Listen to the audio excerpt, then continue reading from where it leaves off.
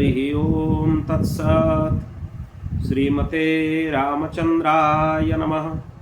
ओम परमहंसा स्वादित चरणकमलचिन्मकरन्दाय भक्तजनमानस निवासाय श्रीरामचंद्राय नमः।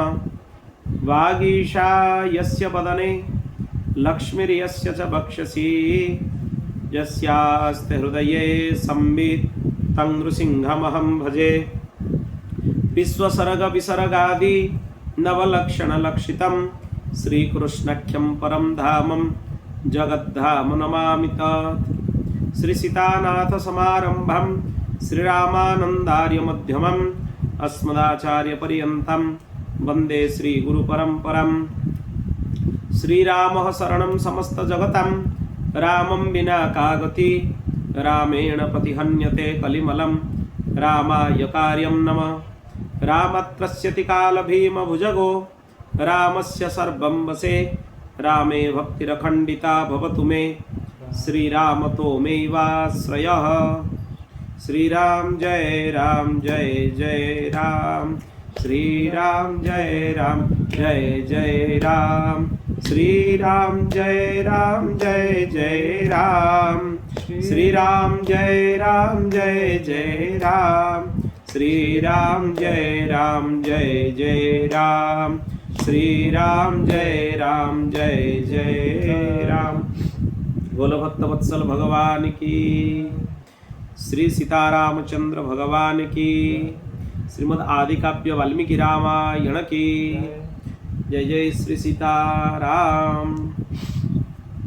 अनंत कोटि ब्रह्मांड नायक परात्पर अखिलेश्वर अखिल हेय प्रत्यनीक भक्तवांछा कल्पतरु भक्तवत्सल शरणागत वत्सल अनंत कल्याण गुणगण निलय भगवान श्री सीतारामंकर महती कृपा करुणारु श्रीमद् वाल्मीकि रामायण आज आम षष्ठ दिवसर कथार प्रवेश करिया।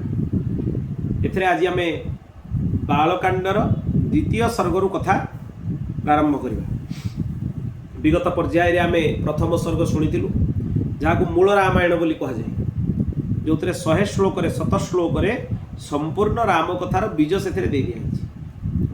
नारद मुनि को महर्षि वाल्मीकि प्रश्न करिबारु से तांको 7 श्लोकी रामायण शुणी। एबे आगो को कौन कथा हम आम शुणा। नारदस्य तु तद्वाक्यं श्रुत्वा वाक्य विशारदः पूजयामास धर्मात्मा सह शिष्य महामुनिं। देवर्षि नारदंक पाखरु राम कथा शुणला परे महर्षि तांकर शिष्य मानक सहित महामुनि को पूजन कर। आचार्यों पाखरु ज्ञान प्राप्ति पूर्वर भी तांकर अभ्यर्थना करा जाए, तांको अर्घ्यपाद्य निवेदन करके पूजा करा जाए। ज्ञान प्राप्ति हैला परे भी कृतज्ञतार सह तांको चरण रे प्रणाम करा जाए। तेणु तांको प्रणाम निवेदन करूचंती। तापरे देवर्षि नारद जीवा पाई आज्ञा मागिले, हे महर्षि मते आज्ञा दियंतु। तांको अनुमति मिलिबा परे से आकाश मार्ग रे पुणी हरिनाम स्मरण करी करी चली गले। से देवलोक जीवा परे मात्र 2 घड़ी समय हेतिला। 2 घड़ी माने गोटे घड़ी होची 24 मिनिट, 2 घड़ी माने 48 मिनिट। महर्षि वाल्मीकि तमसा नदीर तट पाखक गले। छड़ा गंगारू बेसी दूर नुहे। तामाने महर्षि वाल्मीकि आश्रम तमसा नदी तटरे ही महर्षि वाल्मीकि आश्रम। तेणु वर्तमान वाल्मीकि आश्रम को लेकिन जो सब जिज्ञासा लोक मान भीतर आसुची जे महर्षि वाल्मीकि आश्रम कौटी कौटी महर्षि वाल्मीकि रामायण ग्रंथ लिखिथिले, ये सब कथा समाधान ये कल्पभेद विभिन्न जगार वाल्मीकि आश्रम होबार टिके भी संदेह नहीं। किंतु ये जो रामायण कल्पर महर्षि वाल्मीकि तांकर आश्रम है तमसा नदीर तट। ये तमसा तटरे से गले से पहुँचिकी जो नदीर घाट थिला से देखिले जे पंक कादुओ किछि नाही। तांको पाखरे जो शिष्य ठिया होते से शिष्य को सी कहले, हे भरद्वाज, एठी तांकर शिष्य भरद्वाज अछंती। महर्षि वाल्मीकि शिष्य व्यासदेव शिष्य भी भरद्वाज। सी भिन्न कल्पर, ये भिन्न कल्पर, सी भिन्न जुगर, ये भिन्न जुगर। तेणु महर्षि वाल्मीकि शिष्य मध्य ऋषि भरद्वाज। से भरद्वाज को कहले, देख भरद्वाज, ये घाटटा बहुत सुंदर, एथिरे कादुओ नहीं, बहुत परिष्कार अच्छी, निर्मल जल अच्छी। यही भाया जल जमी स्वच्छ, सत्पुरुषंकर मनटा भी सेमती स्वच्छ होता है। स्वच्छ जल रे जल तले कौन बसी से स्पष्ट समस्त को देखा जाए। सत्पुरुषंकर मनटा भी एत निर्मल एत स्वच्छ होता है, पूरा आर पार ट्रांसपरेंट सब देखा जाए। महर्षि वाल्मीकि हे भरद्वाज, तुम्हें मोर कमंडलू नियो, मोर बलकल वस्त्र मते दियो, मुई तमसा नदी रे तीर्थरे स्नान करी। महर्षि वाल्मीकि सेठू ऋषि को तांकर शिष्य भरद्वाज तांको बलकल वस्त्र बढ़ाई देले। से बलकल वस्त्र ग्रहण कले, ग्रहण करके स्नान करने से तमसा नदी आड़ को बढ़िले। से समय रे गोटे दृश्य तांको आखिरे पड़ा। ये दृश्यटा हूँ रामायण काव्यर अवतरणर गोटे भूमिका कहले भी अत्युक्ति हम। कौन से दृश्य? तांको क्रौंच पक्षीर गोटे जोड़ा देखागले। क्रौंच नामक गोटे पक्षी प्रजाति अछंती, तार पक्षी आ पक्षिणी क्रौंच आ क्रौंची दुई जण तांको देखागले। से माने दुई जण बहुत मधुर शब्द रे गुंजन करुथले। सेही समय रे पाप विचार रखुवा जड़े निषाद शिकारी जे सब जीवजंतु मान सागरे शिकार करी बैरी करती, सी आसिकी जो नर क्रौंच पक्षी थिला, पुरुष पक्षी जहाँ आम कहीपर, ताकू बाण रे विद्ध करके मारिदेला। यही जो पक्षी तार मृत्यु हवा पूर्व तार शरीर रक्ताक्त होगला, पृथ्वी उपरे पड़गला। से पंख को हलैकी बहुत छटपट हवा लगिला। क्रौंच पक्षीर जो पक्षिणी से बसी ताकू बहुत कष्ट है। से करुणा शब्द रे चित्कार करने को लगिला। एमती ताकू बहुत कष्ट है, बहुत दुख रे कांदुतिला। ऋषि को बहुत दया आसे। दया हूँ धर्मर गोटे बहुत बड़ अंग। दुनिया रे अनेक दृश्य आम सामने उपस्थित हुए, किंतु यदि मन को दया न आसीबो, दयार भावना न आसीबो, ताले से दृश्यर कौन विशेष प्रभाव आम चित्त उपरे पड़ी पार। दया हूँ सबुठ बड़ धर्म। सबुठ बड़ धर्म हूँ दया। महापुरुष माने जीव मान को भगवत सम्मुख कराते। कौन पाई कराते? तांको मन में दया थाए जे यार उद्धार हो जाऊ। ये जन्म जन्मांतर जाए जन्म मृत्युर चक्र रे दपसु बारंबार जन्म होची, बारंबार मरुची, बारंबार से मार्ग देकी जाउची। से महापुरुष माने भगवत मार्ग रे समस्त को लगाते। लगेबार उद्देश्यटा भी होची दया, महान दया। तेणु जेतेबेले एक कथा तांको मन को आसिला, तांकर दया आसिला, से देखिले जे एमती अधर्म हैला, तांको पाटिरु गोटे अनुष्टुप छंदर श्लोकटीए बाहरिला। गोटे सुंदर श्लोकटीए निर्गत हैला तांको मुखरु। यही श्लोकटा ही रामायणर बीज। ये सबुठ प्रथम श्लोक बोली कहले भी अत्युक्ति हो। मा निषाद प्रतिष्ठां त्व मगवः शाश्वती समा यत्क्रौंच मिथुनादेक मवधि काम मोहितम। केतବେଳେ विशेष समय मिलने यही श्लोक भितर पूरा रामायणर चर्चा भी हो पार। आम आलोचना करवा केतବେଳେ समय मिलने पूरा ये श्लोकटारे संपूर्ण रामायण अच्छी, पूरा राम कथा अच्छी। सातटा जाक कांडर कथा ये श्लोक भितर आसा विशेषार्थ। एवं कथार क्रम में साधारण अर्थ प्रकाश करुच्ची। निषाद को ऋषि वाल्मीकि कहते तते नित्य निरंतर कौन प्रकार रे शांति जमीती न मिल। कहीं न मिल ना तू क्रौंच जोड़ा भितर जड़े जे नर क्रौंच पक्षी थिला, से काम मोहित होइकी थिला, ताकू बिना अपराध रे तू हत्या करदेलु।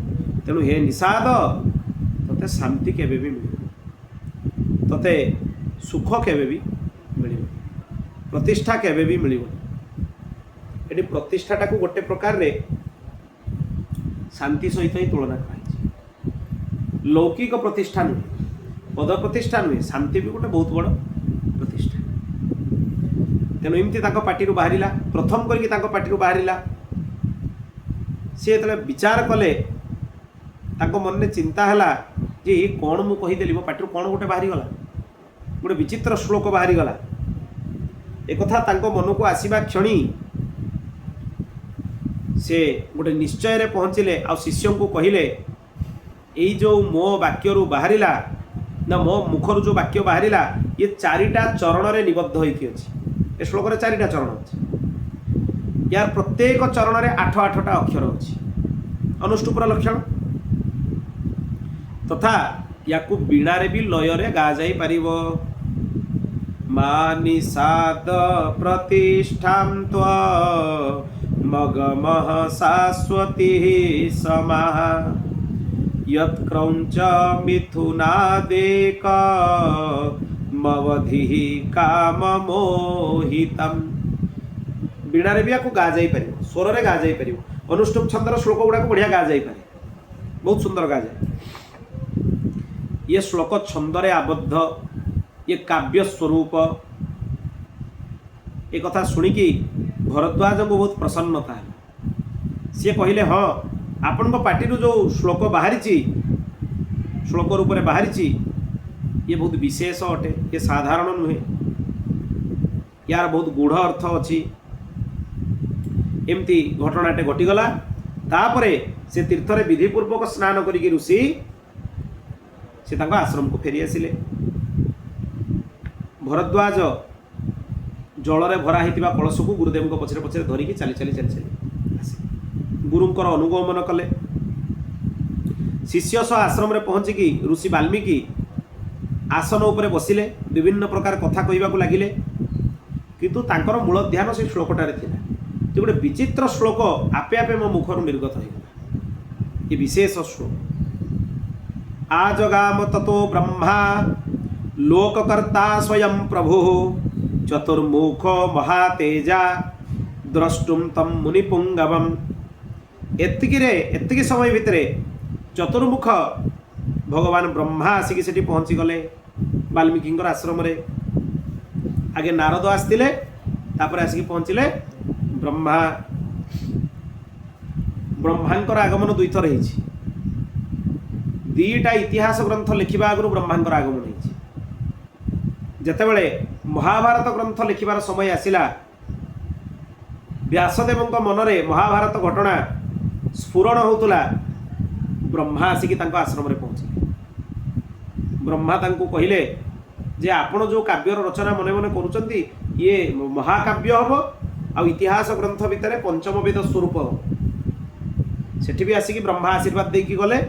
ब्रह्मा कही देकी गले जे गणेश को स्मरण करंतु, सी आसिला परे आपण को ग्रंथ लेखन करिवे। गणेश लिखुतले, भगवान वेद व्यास उद्धृत करुतले श्लोक। एठी भी समान घटना घटिला। ए ग्रंथर भी रचना हवा पूर्वरु ब्रह्मा आसिक पहुँची गले। परम भागवत द्वादश महाभागवत भितर प्रथम भागवत स्वयंभू विधि छपईरे भक्तमाल छपईरे तांको विधि बोली कहछि। विधि माने ब्रह्मा।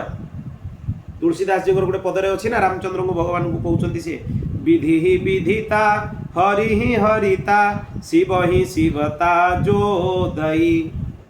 हे प्रभु विधि को विधिता आपण देइछंती ब्रह्मा को तांकर सामर्थ्य सृष्टिर सामर्थ्य। हरि ही हरिता शिव ही शिवता जोदई।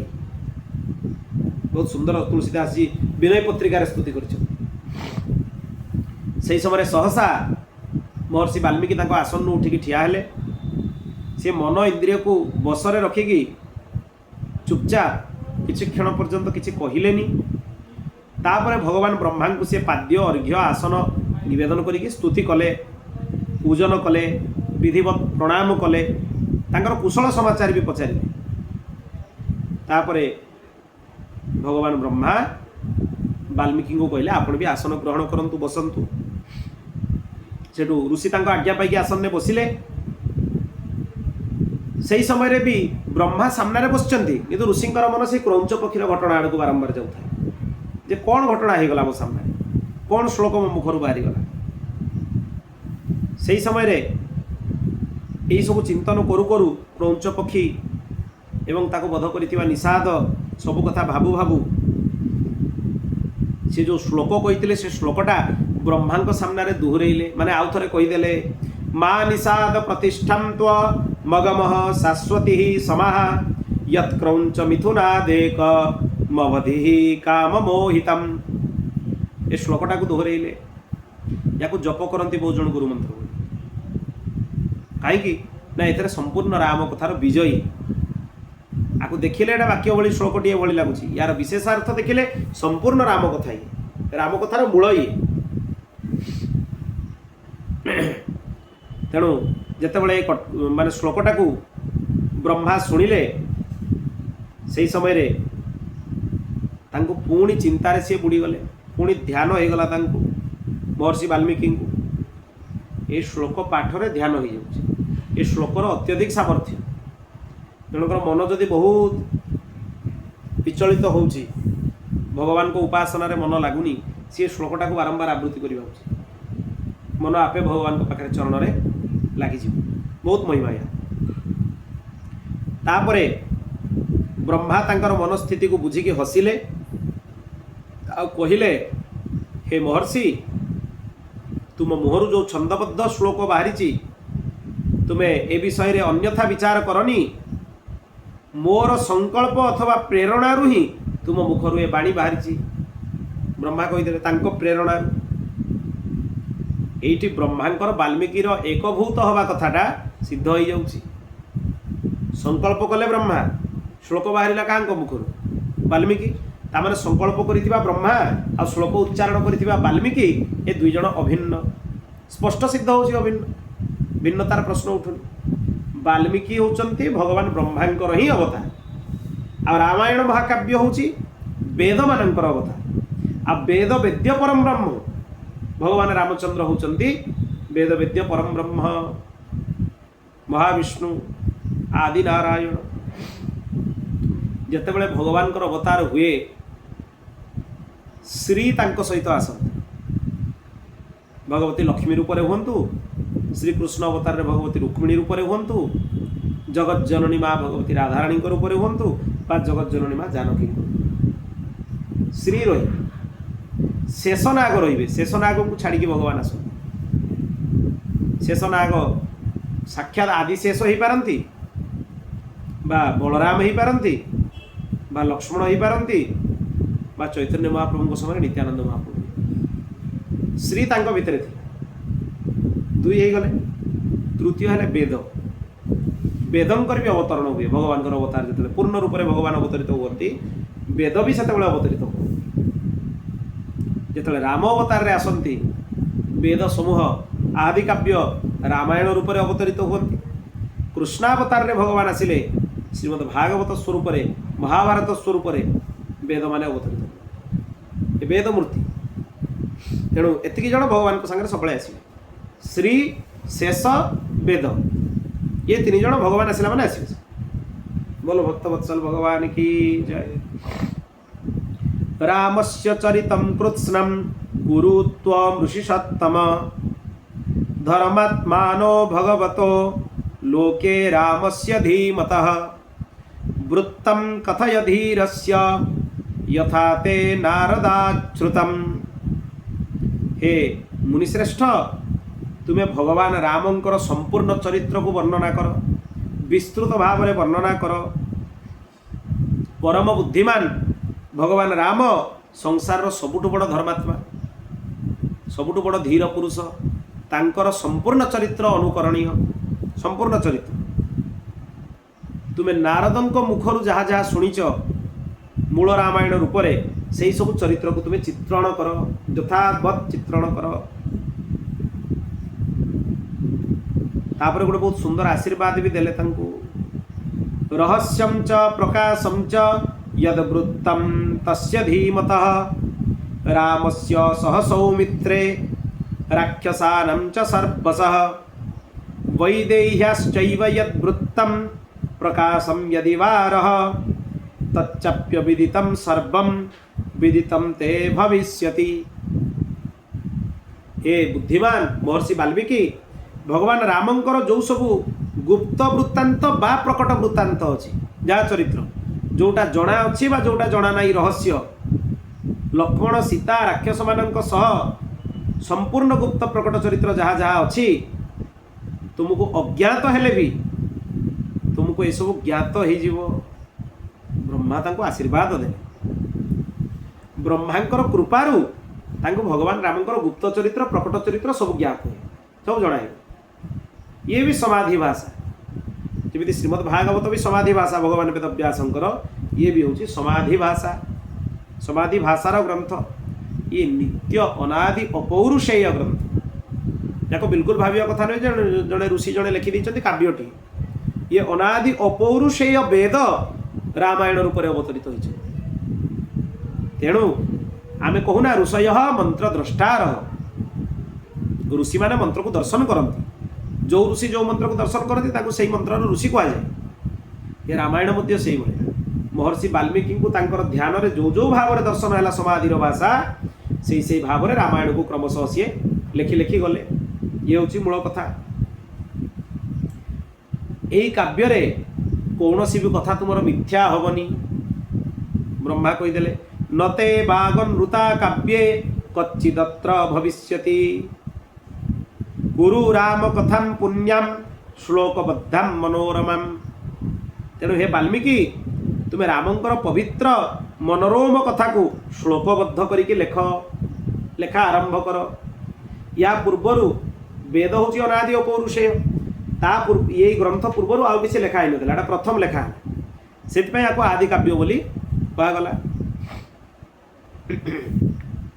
पृथ्वी रे जेते पर्यंत नदी पर्वत सब सत्ता रहिबो सेते पर्यंत संसार रे रामायण कथार प्रचार यही भाया होउछि अप्रचारित होबनी यार प्रचार है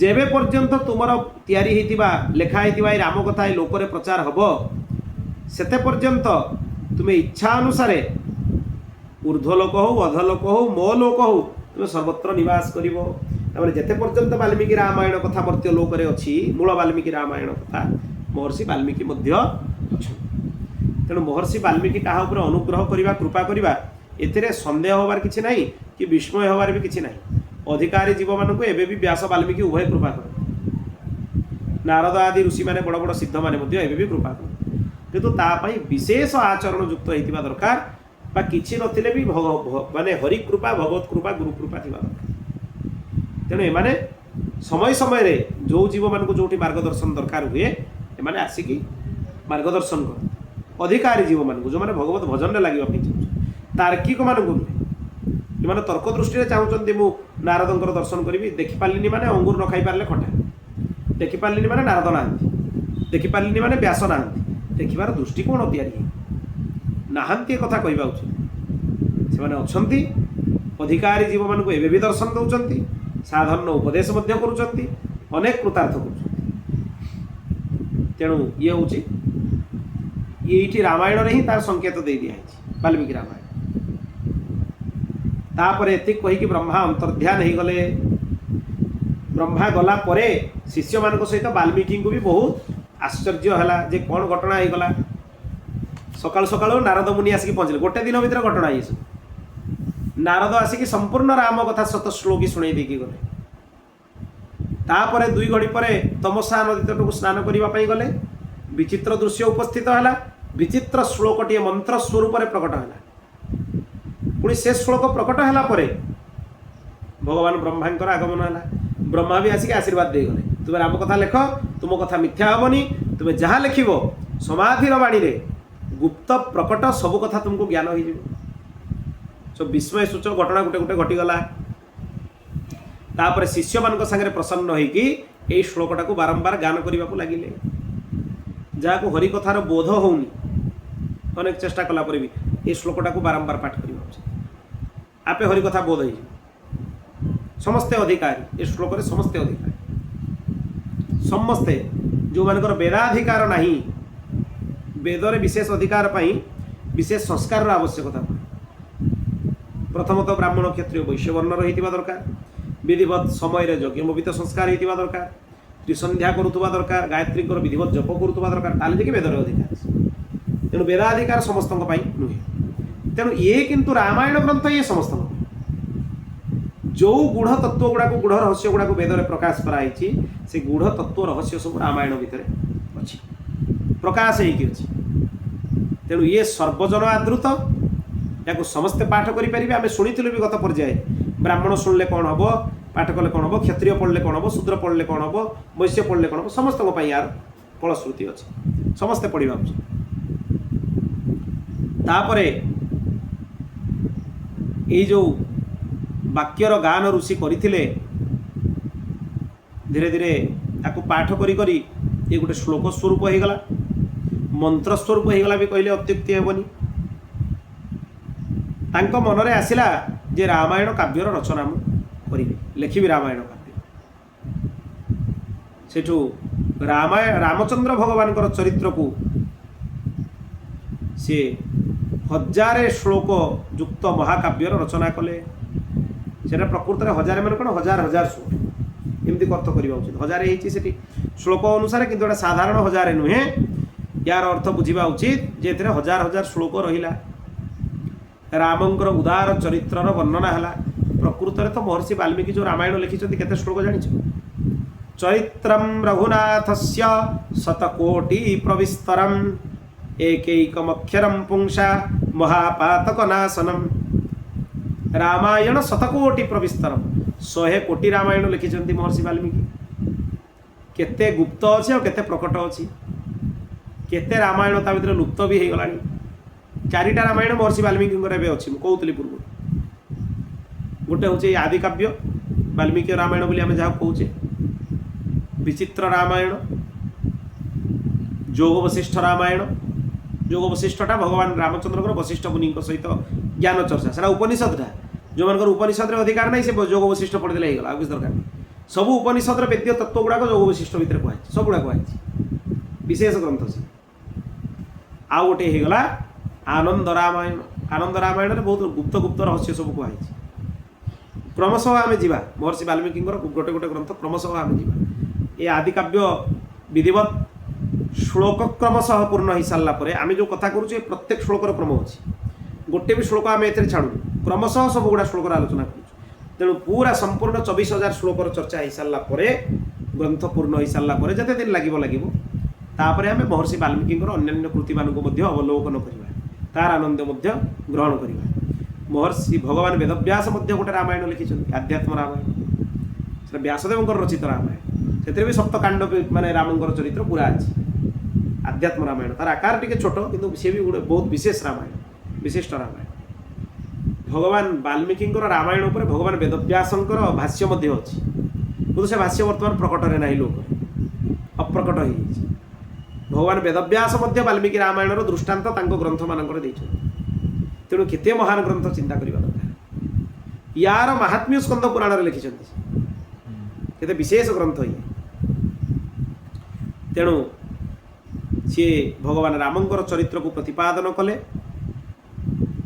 एथिरे रामायण काव्य तत्पुरुष आदि समस्त समास, दीर्घ गुण, संधि, प्रकृति प्रत्यय सबुकिछि संस्कृतर जो व्याकरण ग्रंथर परंपरा सब या भितर रही। यार रचनारे पतत् प्रकर्ष आदि दोषर अभाव अच्छी, माने माधुर्य भरपूर होगी अच्छी। आ यार अर्थरे प्रसाद गुणर अधिकता अच्छी।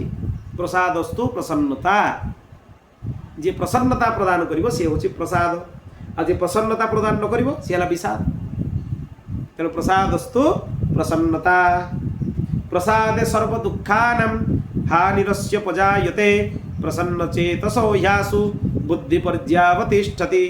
बुद्धि पर्यावतिष्ठति क्रमशः बुद्धि भगवान पाखे लगे।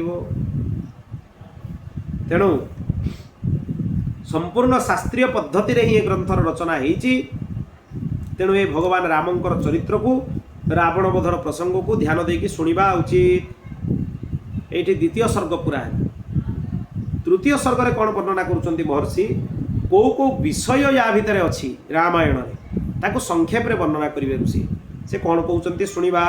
श्रुत्वा वस्तु समग्रम तद्धमर्थ सहितं हितं व्यक्तमन्वेषते भूयो यद्वृत्तं तस्य धीमतः। नारदंक मुखरु धर्म अर्थ काम मोक्ष प्रकट गुप्त संपूर्ण रामचरित्र को श्रवण कले महर्षि वाल्मीकि। एमितिका रामचरित्र जो चतुर्विध पुरुषार्थर प्रतिपादन कराई, धर्मर अर्थर कामर आउ मोक्षर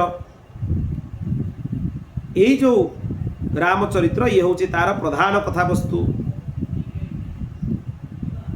यही कथावस्तुर साहाय्य नहीं कि महर्षि वाल्मीकि भगवान राम चरित्र साक्षात्कार प्राप्त करने चेष्टा कले एवं आंभ मानक मध्य से चरित्र रे प्लावित करके आनंद प्रदान करने को चेष्टा कले। अद्भुत ग्रंथ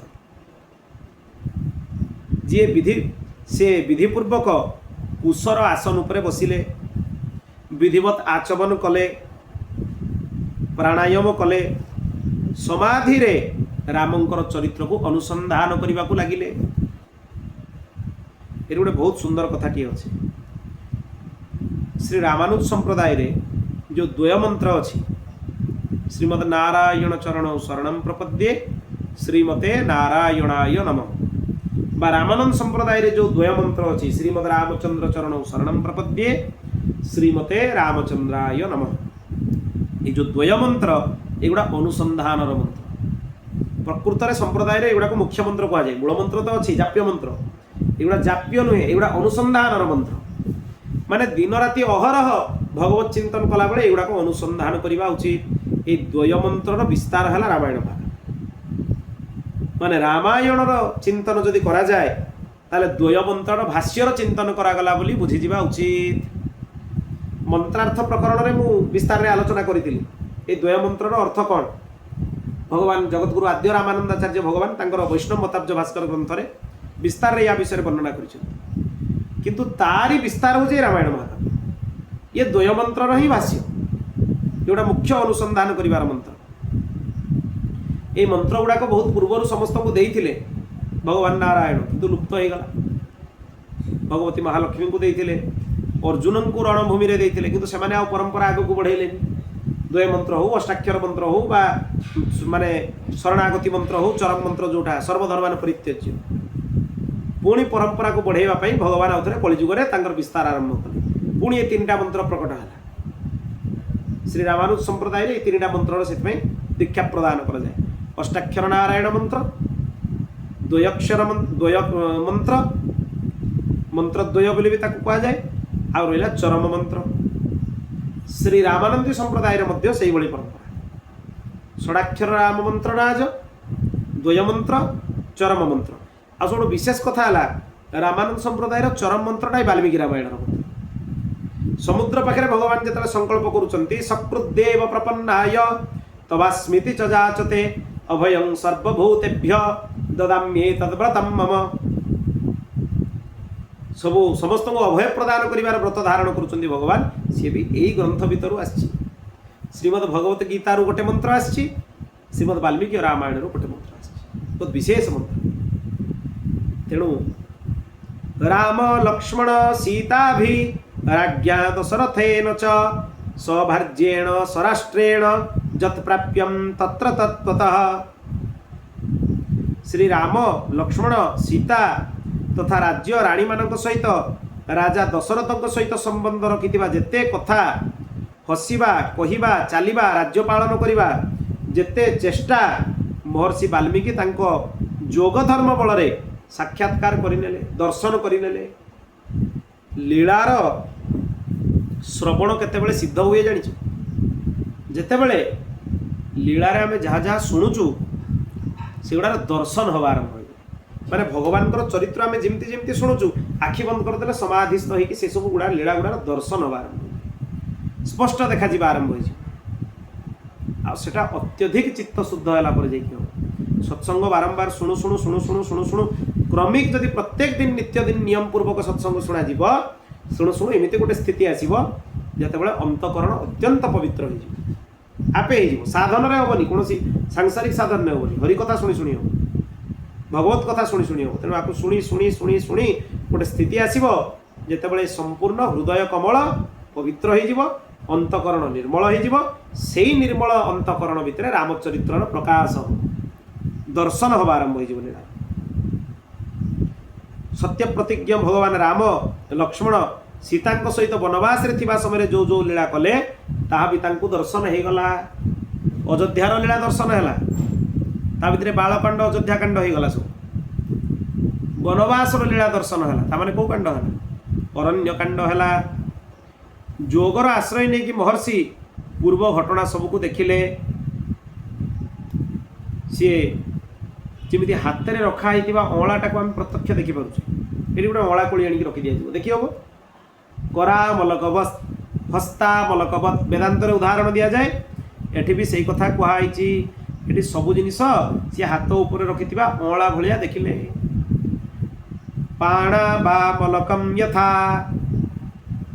पाणी माने कौन हाथ आमलकम यथा हाथ उपर अँला रखिले जमी स्पष्ट देखा जाउची महर्षि को राम चरित्र गुड़ा स्पष्ट देखा अत्यधिक स्पष्ट यही उदाहरण देवार उद्देश्य कौन राम कथार सौलभ्यतार वर्णना कराई जे राम कथा अति सुलभ हो गला ऋषि दुर्लभ होइकी रहिलानी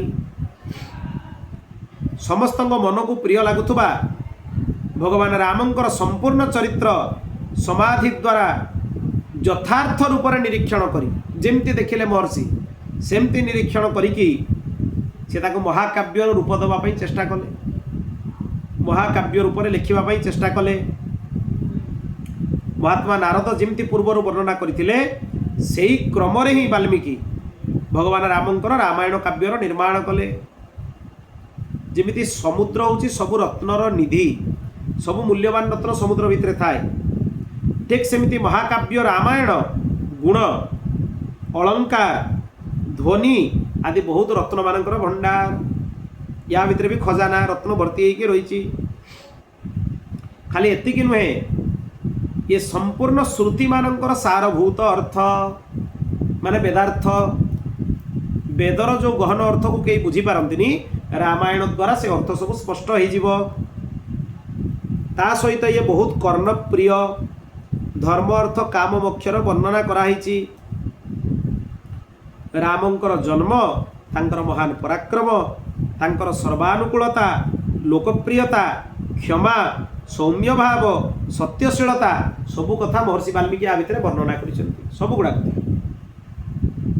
विश्वामित्र सहित राम लक्ष्मण जाइकी जो विचित्र लीला सब कर अद्भुत घटना जो सब होती ताकू भी महर्षि आ भितर वर्णना कर विस्तार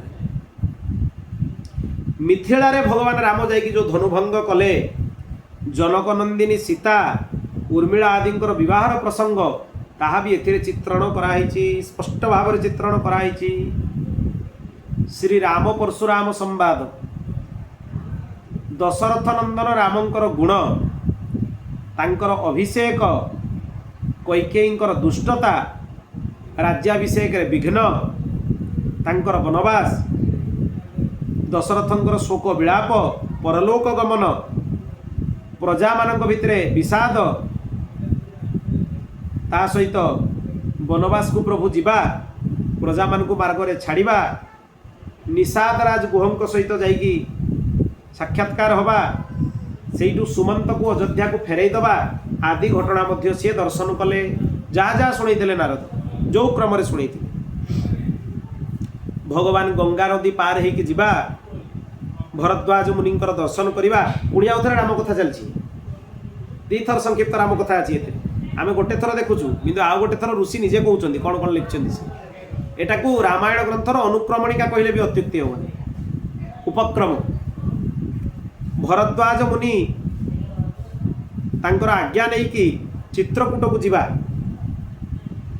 सेठी जाइकी नैसर्गिक शोभार अवलोकन करवा चित्रकूट रे कुटिया निर्माण करिकी रहिबा सेठी भरतंकर रामंक सहित साक्षात्कार होबा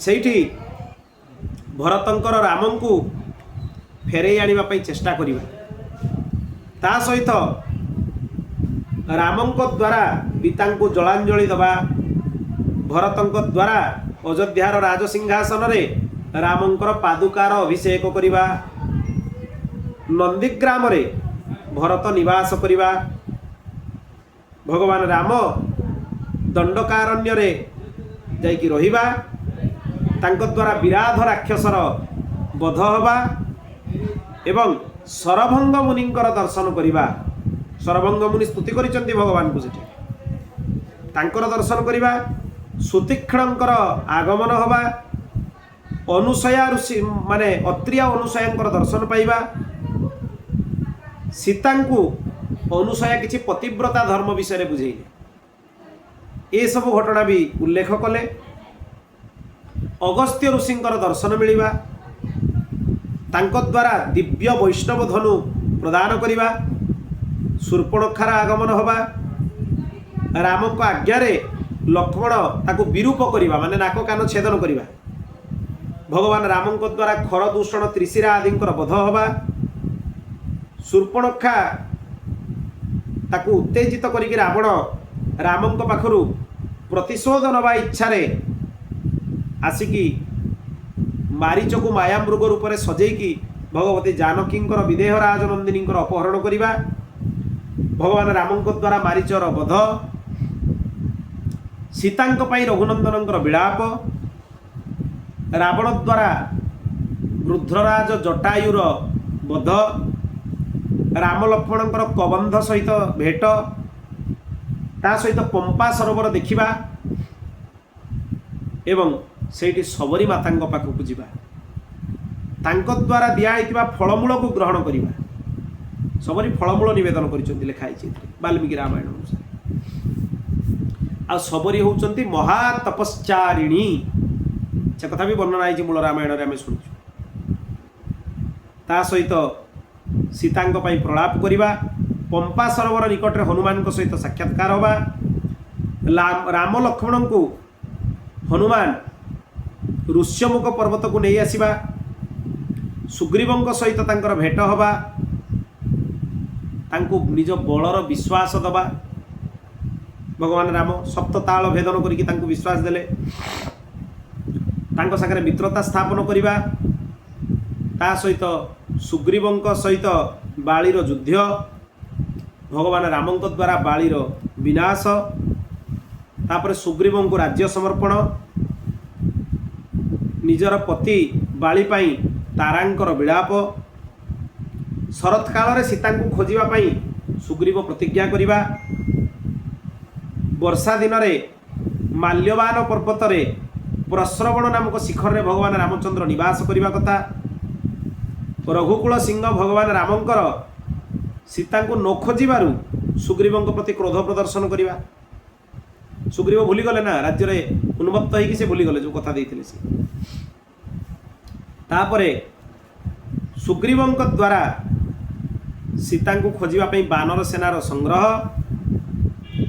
सुग्रीव संपूर्ण दिशा चारिपटे बानर मान पठेबा एवं तांको पृथ्वीर दीप समुद्र आदि विभिन्न विभाग परिचय दबा हनुमान को भगवान रामचंद्र परिचय दवापाई निजर मुद्रिका देले बानर माने रुक्ष बिल जहाँ को स्वयं प्रभा गुंफा बोली कह जाए ताकू देखा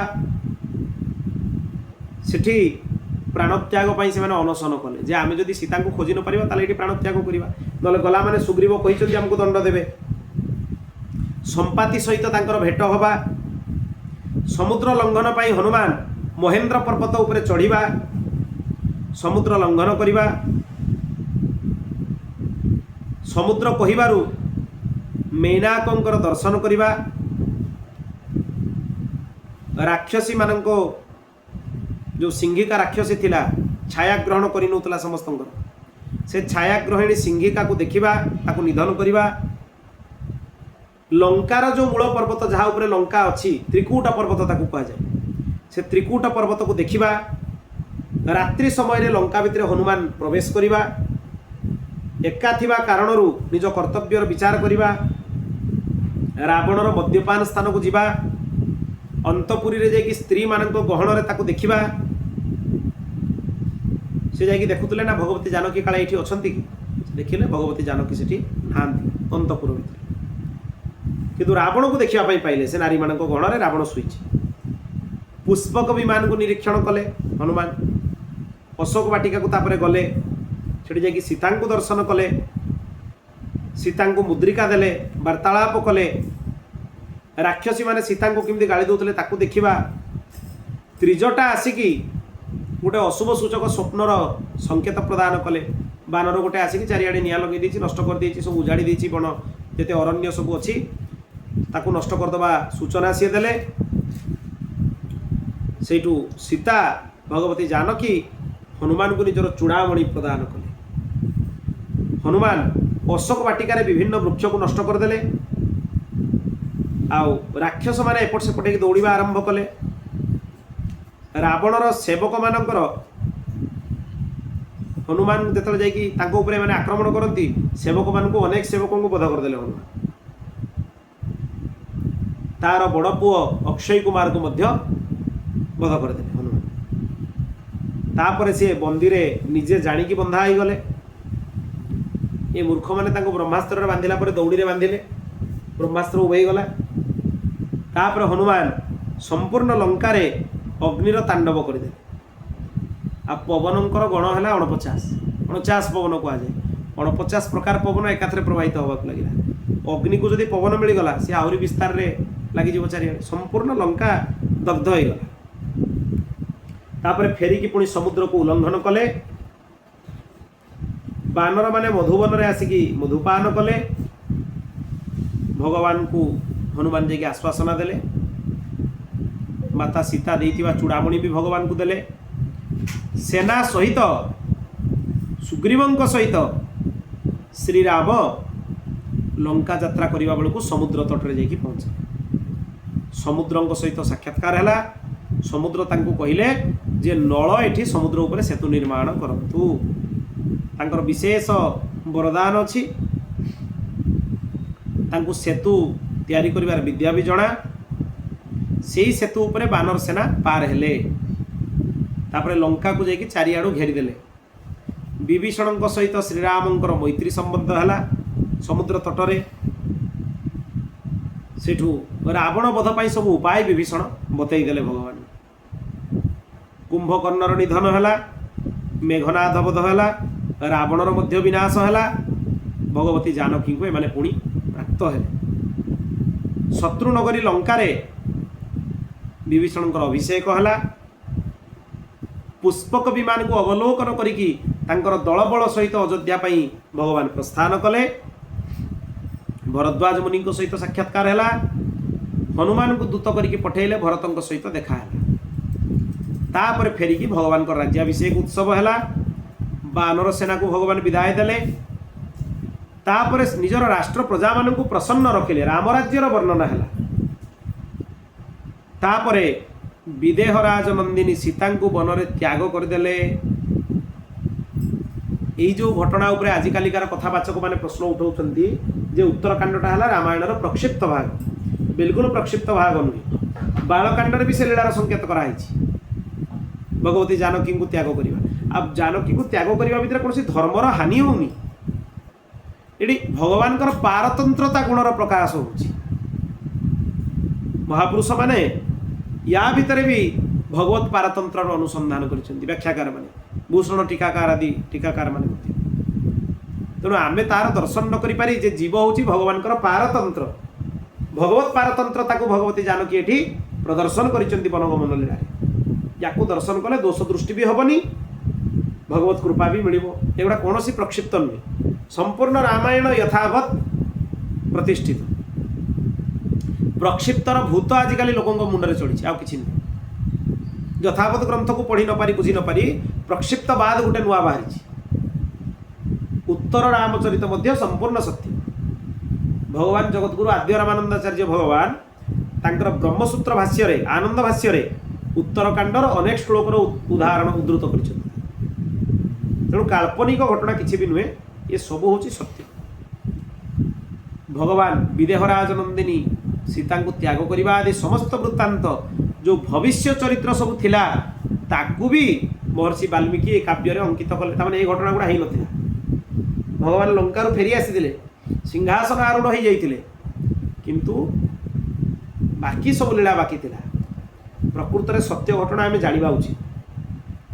ଭଗବାନଙ୍କର ଲୀଳାର ଚିନ୍ତନ ମହର୍ଷି ବାଲ୍ମୀକି କରୁଥିଲେ, କିନ୍ତୁ ଗ୍ରନ୍ଥ ରଚନା ହେଇପାରୁନଥିଲା। କାହିଁକି ନା ଶ୍ରୀଜୀଙ୍କର କୃପା ବିନା ସୀତାୟାଶ୍ଚରିତଂ ମହତ୍ ରାମାୟଣ। ତେଣୁ ସେଇ ସୀତାଙ୍କର କୃପା ବିନା ଏ ରାମାୟଣ ଗ୍ରନ୍ଥକୁ ଲେଖିବା କ'ଣ ସରଳ ହେଇଛି ଯେ ସେ ଲେଖିଦେବେ? ତେଣୁ ସେଇ ଜାନକୀଙ୍କର କୃପା ପାଇବା ପାଇଁ, କୃପା କରିବା ପାଇଁ, ରାମାୟଣ ଗ୍ରନ୍ଥ ଲେଖେଇବା ପାଇଁ, ଆଉ ତାର ଦୁଇଟି ଭଲ ଶ୍ରୋତା ବକ୍ତା ନିର୍ମାଣ କରିବା ପାଇଁ ଭଗବତୀ ଜାନକୀ କୃପା କରିକି ନିଜେ ବାଲ୍ମୀକି ଋଷିଙ୍କୁ ଆସିଲେ, କୃପା ପରବଶ ହେଇକି ଗଲେ।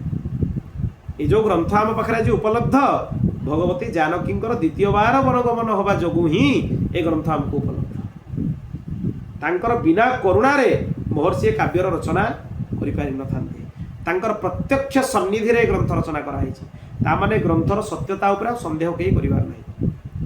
ଯିଏ ଗ୍ରନ୍ଥର ମୁଖ୍ୟ ପାତ୍ର ତାଙ୍କର ଉପସ୍ଥିତିରେ, ପ୍ରତ୍ୟକ୍ଷ ଉପସ୍ଥିତିରେ ଏ ଗ୍ରନ୍ଥ ରଚନା କରାଯାଇଛି।